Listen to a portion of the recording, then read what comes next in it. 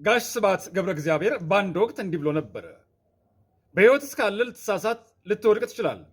ሰዎች ላይቀበሉ ይችላሉ፣ ወይም ሐሳብህን ላይረዱህ፣ ቦታ ላይሰጡ ይችላሉ። በእጅ ላይ ያለው ሙሉ በሙሉ አመድ ሆኖ ልታገኘው ትችላለህ። ሰዎች ሊጠሉህ፣ ሊያሙህ ወይም ስም ሊያወጡልህ አለያም ሊስቁብህ ይችላሉ። በሕይወት ውስጥ ትልቁ ስህተት ለሁሉም ሰው ትክክለኛ ሆኖ ለመታየት መሞከር ነው። መልካም ብትሆን ክፉ ሰዎች ይጠሉሃል። አዋቂ ብትሆን አላዋቂዎች ባዶነታቸውን ስለምትገልጽባቸው አብዝተው ይጸየፈዋል።